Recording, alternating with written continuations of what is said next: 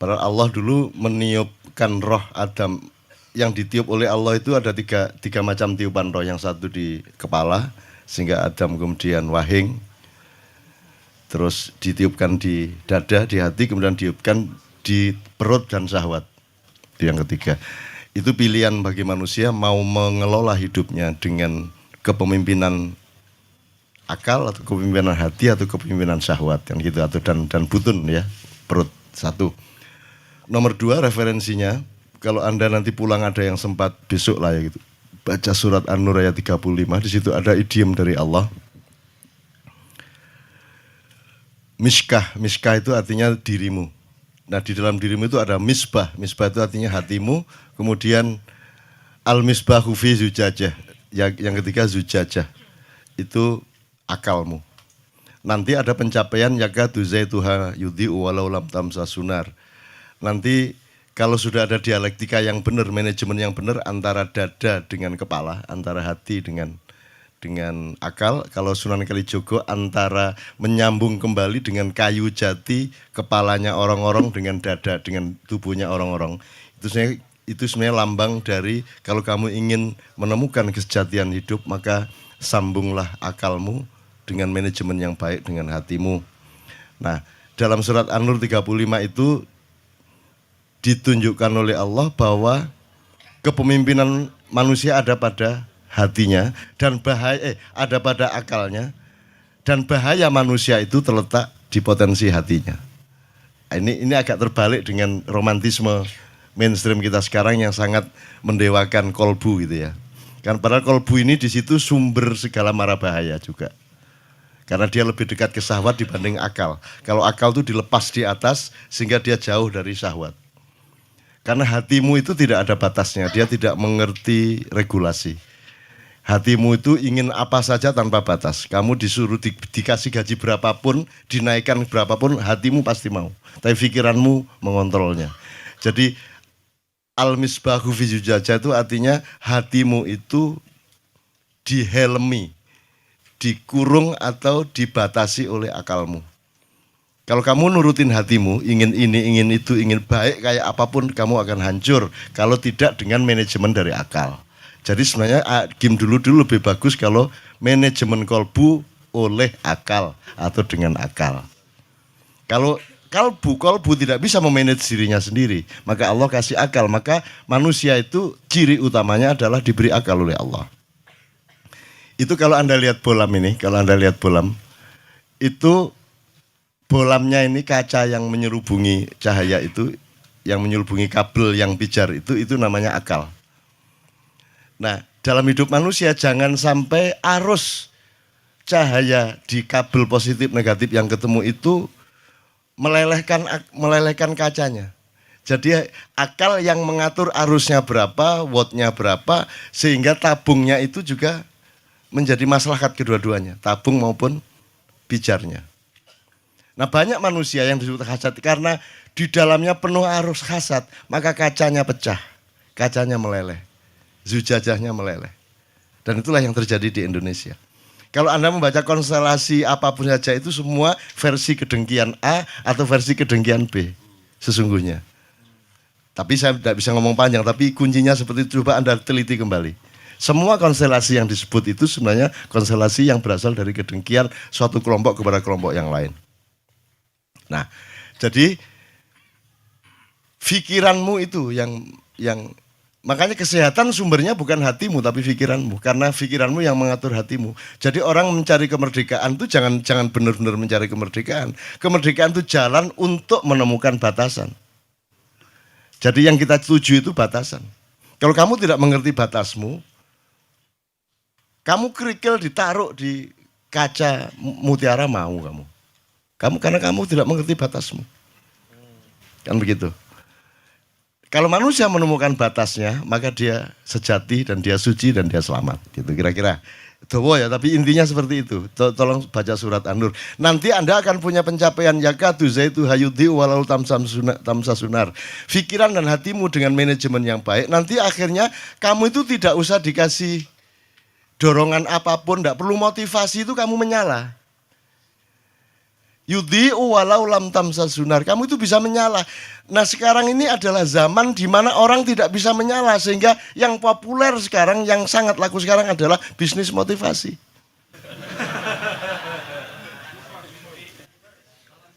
Ya toh? Motivasi. Lu kurang apa kamu cari motivasi?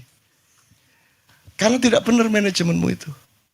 Masa saya kata sembahyang butuh motivasi, kata berbuat baik butuh motivasi. Saya sambung sama Asmaul Husna, sedikit ya.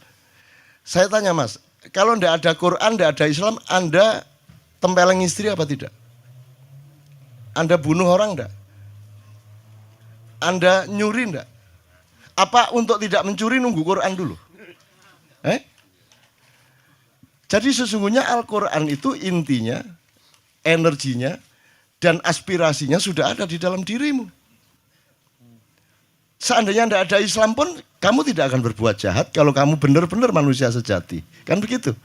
Nah ini sudah dikasih Quran, sudah dikasih Asmaul Husna. Kamu tidak kagum lagi sama Asmaul Husna.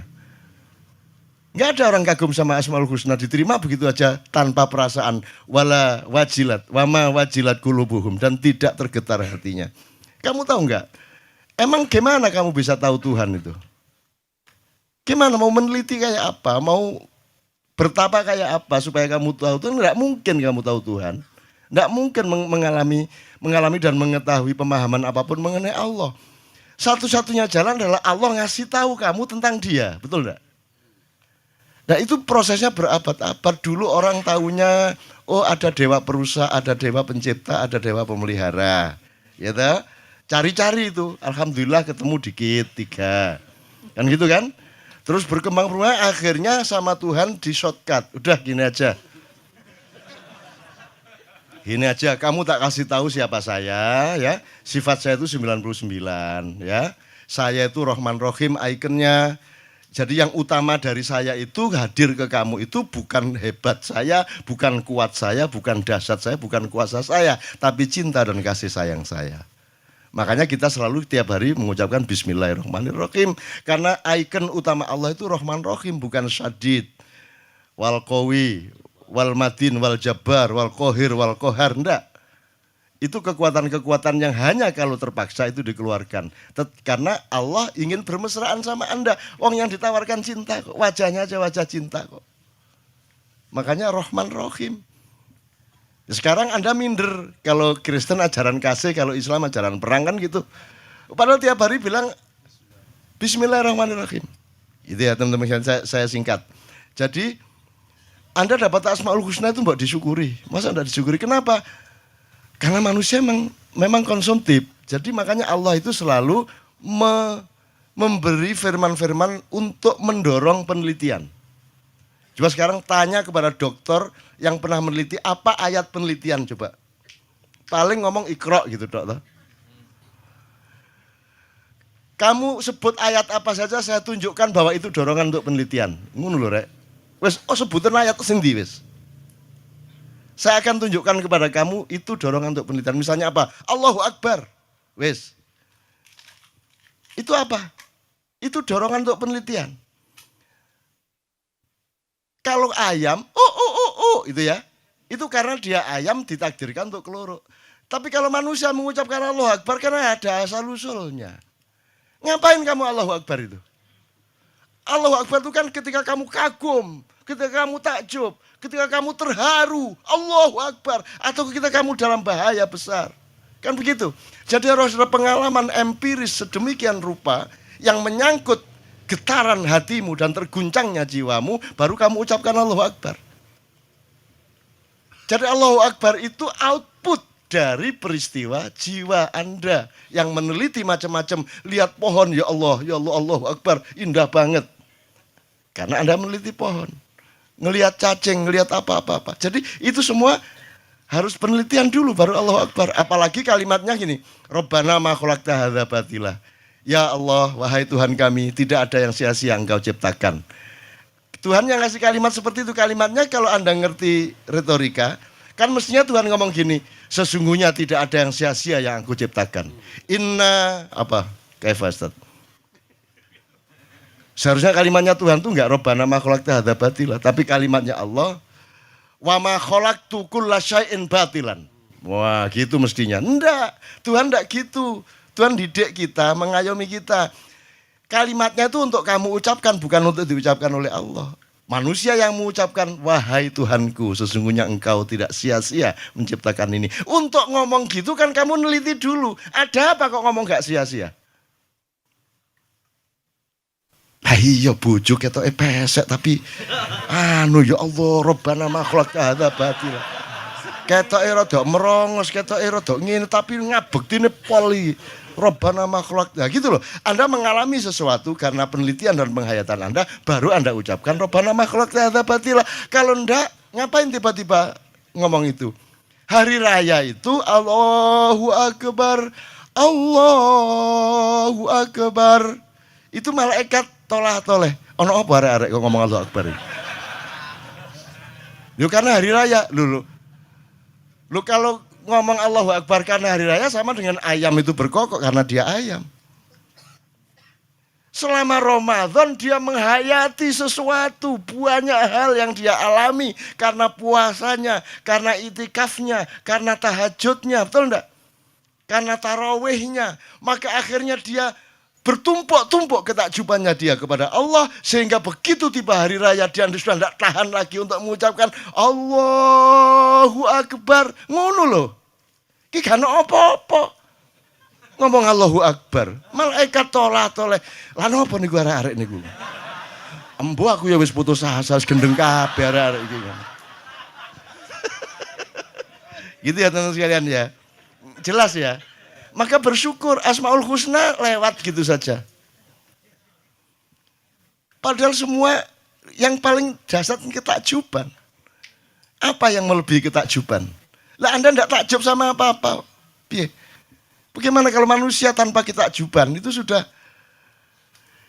sudah bukan manusia karena alat-alat utamanya tidak dipakai. Itu kemudian terakhir satu sebelum Mas Tejo ya. Mas Tejo setelah itu monggo.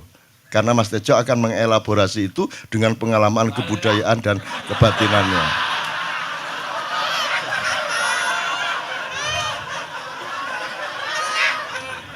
Aku biyen tak pikir Tejo ku PKI ya. Ternyata Muslim. Jadi kaget aku, umroh, Tejo umroh. Kaget aku. Jadi sampai Allah sendiri bersyukur itu. Alhamdulillah. Ngono deh, kalau Gusti Allah bersyukur. Loh MH gimana kok ngomong Allah bersyukur? Loh Allah itu asyakur. Allah itu maha bersyukur. Jangan lupa dia menyebut dirinya dan menunjukkan kepadamu bahwa dia itu maha bersyukur. Sebenarnya kan tidak masuk akal Allah kok bersyukur. Tapi begitu rendah hatinya Allah kepada hambanya sehingga dia sendiri bersyukur. Jadi malaikat, ya Allah lihat hambamu. Dari situ Bondo. Umroh ya Allah. Ngono toh. Itu kan. Terus Allah dingin-dingin saja. Bril, kamu ndak baca Lauhul Mahfuz itu apa? Lu napa? Sudah saya tulis. Tahun sekian, tanggal sekian umroh, nginap di rumahnya Syekh Nur Somad sama Mbak Fatin. Sudah saya tulis, kamu udah hafal sih gitu. Sudah saya sendiri yang memberi hidayah kepada dia. Mana mungkin Tejo ingat saya kalau saya tidak mengingatkan dia tentang saya, kan gitu kan. Itu dialog antara Allah sama Jibril pada waktu itu, karanganku dewe.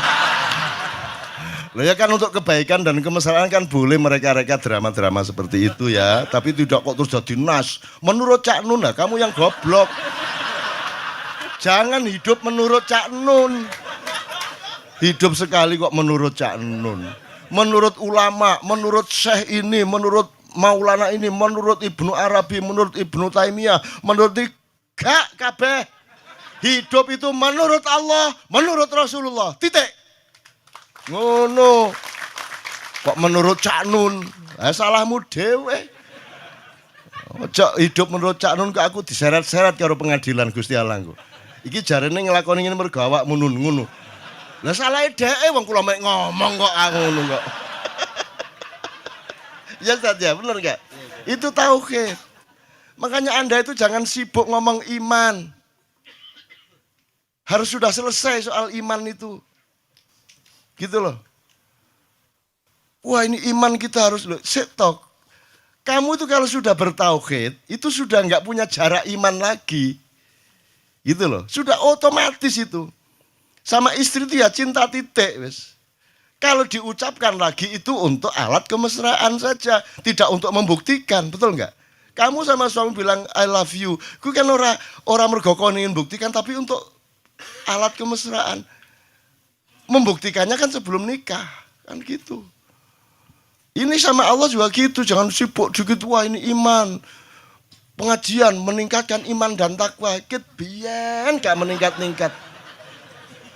Menek melorot meneh. Iman tuh seharusnya udah masalah. Udah nggak pernah inget kita iman itu. Gitu loh. Kalau teh sudah manis itu udah nggak ingat gula gitu loh, Rek. Masa teh terus manis bendiro cek ngomong gula suwe kelegen tehmu itu. Itu ya teman sekalian ya. Jadi tolong Allah itu nolong kita sedemikian rupa dengan kemurahan-kemurahan karena kita tidak mungkin mencapainya. Tak kayak cerita sedikit mengenai anak saya yang kecil. Jadi dia kan, anak saya kecil rampak itu kan nggak mau sekolah. Akhirnya kita rayu berbulan-bulan, akhirnya dia mau masuk TK. Malam itu sebelum dia sudah dirayu ibunya sedemikian rupa, akhirnya dia pekewuh mau gitu ya. Terus malam kita makan nasi goreng di mana gitu, terus saya tanya, gimana Rampak besok sekolah? Terus dia jawab, ya sudahlah, ngono kuwi. Ki TK kuwi. Sebelum masuk ya sudahlah. Iki aku guyu cekikian iki bocah kok jawabannya itu seperti jawaban orang umur berapa gitu kan. Ya sudahlah ngono kuwi. Paginya begitu dia mau berangkat, dia nemuin saya dulu. Ya aku mau sekolah tapi saya tanya satu. Ya apa? Kenapa sih kan sudah ada ayah dan ibu kok masih harus ada guru? Nah, ya kan guru kan asistennya ayah ibu, kan ayah ibu kan waktunya enggak banyak, maka bikin asisten. Nah, ngono. Oh gitu ya, untuk bantuin ayah. Oke, terus dia berangkat sekolah. Pulang sekolah langsung nemui saya. Ya aku mau tanya ya apa? Agama itu penting po? Mbok. Iki nek aku ustad langsung tak kaplok gitu kan. Ngomongnya dengan emosi dan ngenyek itu loh. Bahasa Jogja. Ya, agama penting po. Wah, dah. Aku terpaksa menjawab dengan spontan gini loh. Kita itu kan sebisa mungkin tahu mengenai hidup kita. Sekarang gimana, kemarin gimana, besok gimana, ada apa saja. Itu kita cari tahu, tiap hari kita cari tahu. Tapi ada banyak hal yang kita tidak mungkin tahu. Mustahil kita tahu. Misalnya Tuhan itu gimana, alam semesta itu gimana, asal-usulnya kita nggak tahu. Nah, satu-satunya jalan Tuhan ngasih tahu kita, Rampak. Terus kita dikasih tahu. Nah, pemberitahuan Tuhan kepada kita itu namanya Al-Quran. Al-Quran itulah yang dipakai untuk pedoman orang beragama. Maka agama itu penting karena dia ada Qurannya. Karena kita jadi tahu macam-macam yang kita tidak mungkin tahu gitu. Terus, oh ya udah, dia bilang gitu. Saya pikir agama itu mata pelajaran. Dia ngomong gitu. Ya, yes. Nah, jadi informasi ya Mas ya. Saya tanya. Anda ngerti situasi Prancis hari ini? Enggak, artinya tahu ya? Tahu ya? Yang Anda tahu itu kejadiannya apa beritanya? Beritanya. Oke. Sekarang saya ingin Anda menanyai diri Anda masing-masing. Segala sesuatu yang Anda ketahui ainul yakin dan Anda alami secara otentik dibanding yang Anda ketahui melalui kata, berita, informasi, itu berapa persen kali berapa persen? Banyakan berita, 90-10, 80-20, 90-10,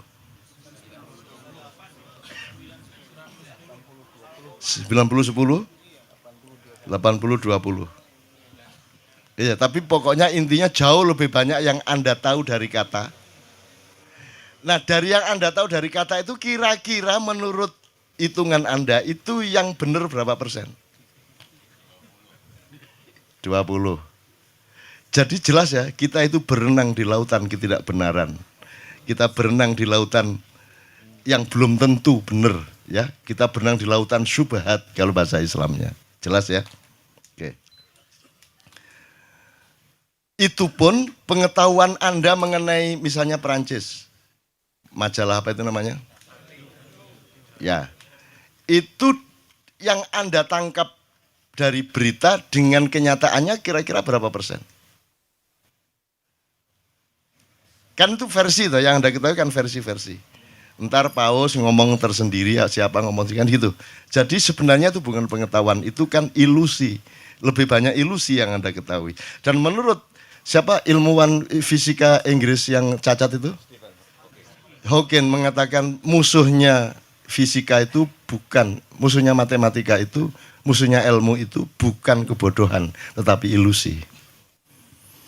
Sementara kita sekarang sudah membuktikan bahwa kita ini dikepung ilusi lebih banyak daripada dikepung kenyataan. Salah satu sebabnya adalah karena Anda mendalami dan memahami kenyataan melalui kata, melalui informasi, melalui huruf. Benar nggak? Itulah sebabnya Rasulullah oleh Allah ditakdirkan menjadi an-nabi al-ummi, nabi yang buta huruf. Yang tahu macam-macam tidak karena informasi literer, tidak karena informasi huruf, kata, kalimat, koran, TV dan sebagainya, tapi karena beliau mengalami sendiri hakul yakin, ilmul yakin, ainul yakin. Jelas ya? Nah, alangkah indahnya kalau mulai hari ini kita mandi besar. Membuang segala yang ilusi-ilusi. Kalau yang ilusi jangan diterus-terusin, jangan ditambahin lagi ilusinya. Mending itu kamu taruh di laci, Anda bergaul sementara waktu dengan yang benar-benar kenyataan, supaya otentik hidupmu. Sehingga kamu nanti ketika mengambil keputusan, output apapun dari Anda, memberi rekomendasi, memberi saran, menyuruh, mendidik anak atau apapun itu melalui pijakan otentisitas dari pengetahuan dan makrifat Anda. Kira-kira ngono ya, bener nggak nih?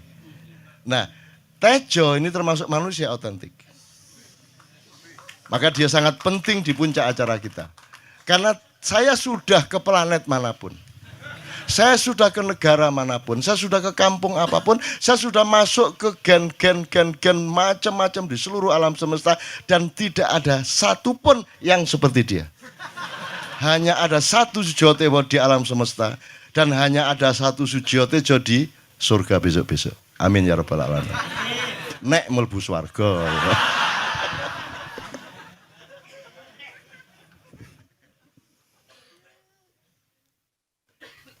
Ya teman-teman, saya tadi ke rumah Mas Nur Samad Kamba, terus ya terus ke sini. Jadi Kenduri Cinta ini tak anggap koyo nek padang pasir koyo oase gitu loh. Jadi capek nang TV capek, nang koran capek, nang kene enak. Jadi delok kiai lucu, bahannya kan ente. Cuman saya berbeda sama Mas Nur Samad Kamba ini, dihargai orang karena tahu bahwa dia deket sama Cak Nun. Kalau saya meskipun pakaiannya nggak ulama ini dihargai orang karena semua tahu saya gurunya Cak Nun.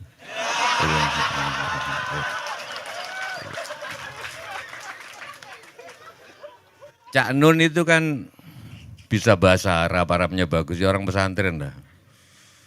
Tapi kan kalau di Hindu itu orang yang tahu kata sampai tahu makna itu dalam, tapi masih enggak terlalu dalam.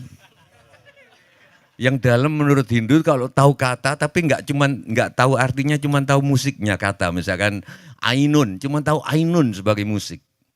Enggak tahu apa artinya ainun. Itu lebih dalam kalau di Hindu.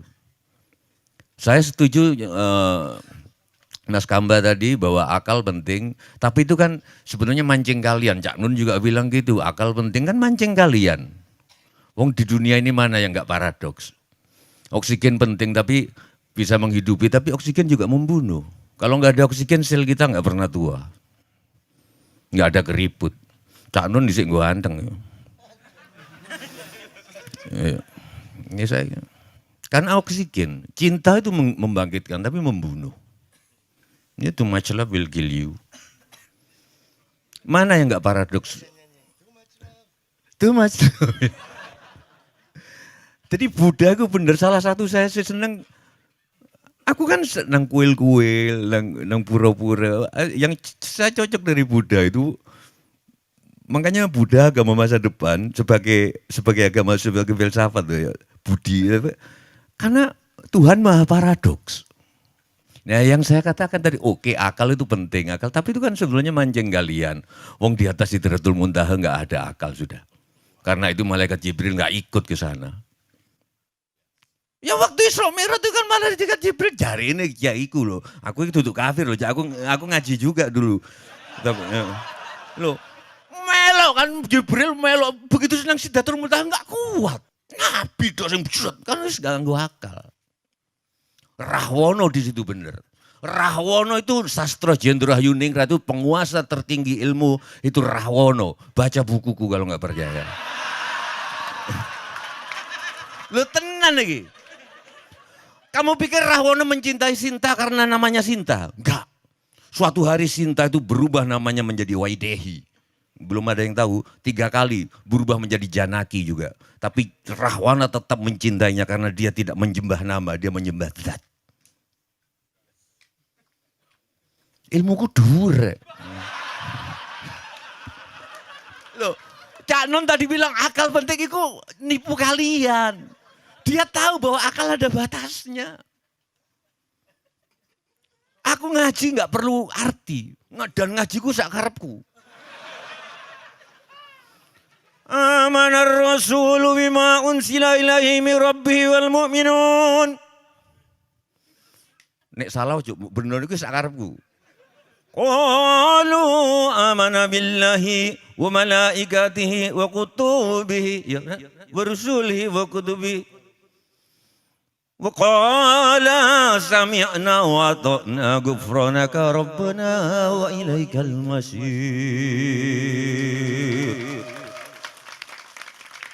Karena aku bukan orang pesantren, jadi aku nggak terjajah oleh nada-nada Arab. Jadi nggak harus amanar rasulu bima unzila ilaihi min rabbihi wal mu'minin. Qalu amana billahi wa malaikatihi wa kutubihi wa rusulihi. Wa qala sami'na wa ata'na ghufranaka rabbana wa ilaikal masir. Enggak gitu. Aku wong Jawa kok. La yukallifullahu nafsan illa wus'aha. Laha maktasabat wa 'alaiha maktasabat. Rabbana la tu'akhidna in nasina aw akhtana. Mbuh terusane ya aku lali. Pokoke kira-kira ngono. Wong aku tarhimku juga gak kaya Cak Nun. Tarhimku kan kalau Cak Nun kan dia kan seolah-olah bebas tapi sebenarnya terjajah Arab.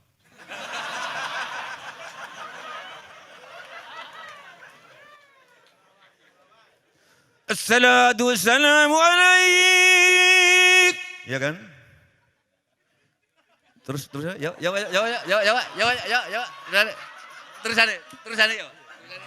Menengetel. Enggak, kalau. Terus ada ya, Pak. Enggak, aku mau nada Jawa, gimana nada Jawa? Itu kan orang Mesir itu. Aku tahu dari Mesir, nonton Cak Nun ngomong di YouTube. Salatu wassalam, ada malaik.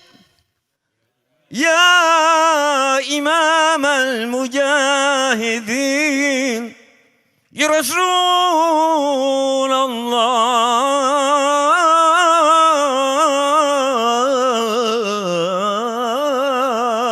Ya kan? Ini aku enggak. Assalatu wassalamu alaik. Ya Imam al-Mujahidin. Ya Rasulullah.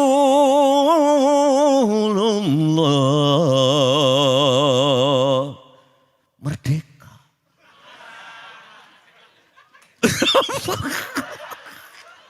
Ngerti kuwi. Terus kok bisa umroh, aku juga nggak tahu, tiba-tiba disuruh umroh sama Buya. Wong aku itu sebelum itu kampanye di mana-mana naik haji itu haram kok. Lo serius?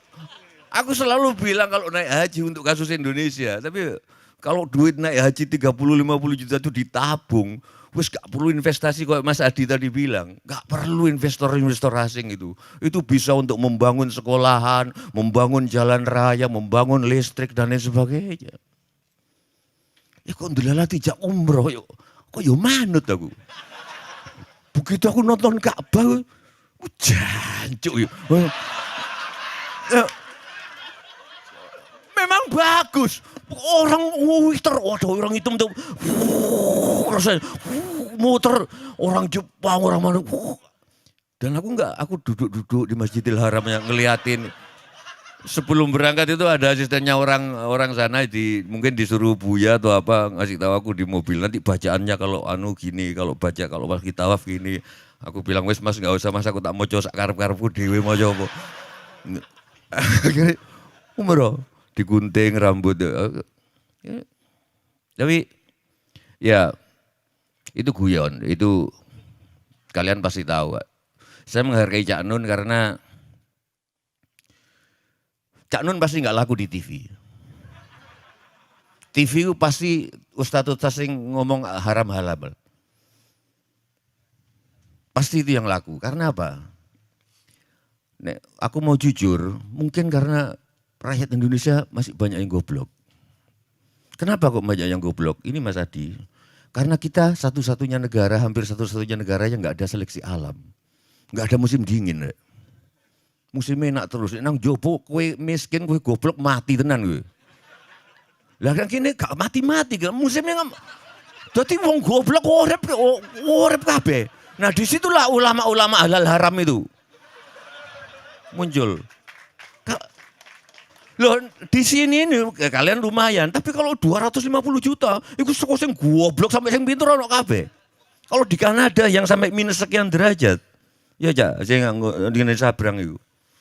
Enggak punya akal, enggak punya tabungan, enggak punya, saya kira mati nang mobil apa manung kademen. Ndek kene sapa sing kademen? Hidup semua, makanya saya enggak, kadang-kadang kalau ketemu Gus Plus sampean salah, orang bilang tanah kita tanah surga, tongkat kayu dan itu justru celaka karena kita enggak diseleksi. Angel lu ngomong makrifat-makrifat ngene nang TV. Lo iya. Sing paling laku nang TV wudu itu. Ngomong kayak Cak Nun aja angel. Wudu itu sebenarnya yang disucikan apanya? Bukan fisiknya, tapi batinnya. Cak Nun kan biasanya ngomong gitu. Susah nang TV ditangkep kayak ngono. Kalau nggak percaya nek sampean ngentut, sing diusap duduk seletmu kan. Cak Nun kan sering ngomong gitu kan. Wah angel nang TV rek. Wong nek ngentut sing di wudunya bukan nggak cebok. Berarti batin kan, tapi susah ngomong gini di TV. Makanya saya anggap ini oasis dan saya senang pada Cak Nun karena beliaulah satu-satunya yang melihat bahwa Tejo itu hidupnya cuma acting. Itu saya dengar pertama dari Cak Nun dan saya baru sadar iya. Kenapa? Lo aku ngomong nang TV, yang koruptor kayak aku acting deh. Karena aku sadar nggak ada koruptor, nggak ada kehidupan. Iki sastra Jendra. Iki yang Cak Nun tadi bilang nggak ada hitam putih. Coba nggak ada koruptor, nggak ada demonstran, Metro Mini nganggut apa? Loh. Tetapi kenapa aku teriak? Karena aku mendefinisikan diriku sendiri sebagai pengamat. Sebagai pengamat aku harus kanyang korupsi. Sikat. Walaupun aku tahu itu garisnya Gusti Allah. Aku nek misalnya nang orang-orang bergabung datang deksek turut berduka cita, jane kene ku biasa, mosok cekakaan ngono gak. Tapi kene ku iki wis diatur Gusti Allah. Pertemuanku yang kene wis diatur. Kenapa kok aku tiba-tiba ke rumah Mas Samad Kamba, beliau masih dari Bandung datang. Aku bilang ke Fatin istrinya kayaknya capek, enggak usah. Tapi begitu datang beliau enggak capek. Kangen Cak Nun juga, ya kok aku juga kangen. Jadi cuman aku heran, kenapa setiap kali aku ngelihat Cak Nun, selalu aku ingat Novia. Gitu loh. Gitu loh. Iya. Tapi begitu ketemu Novia, aku lupa Cak Nun. Itu apa? Aku gak ngerti, kenapa ini? Al-Qudusu, Al-Maliku, Ar-Rahim, Ar-Rahman, Al-Azizu, Al-Muhaiminu, Al-Mu'minu, As-Salamu. Asmaul Husna versiku. Dan seterusnya, dan seterusnya, dan seterusnya. Menjelang terakhir, Ar-Rasidu, As-Saburu, Dzal Jalali wal Ikram. Yang terakhir ke-100, sebut namamu sendiri. Assalamualaikum warahmatullahi wabarakatuh. Sip. Sekali lagi tepuk tangan lebih keras untuk Tejo.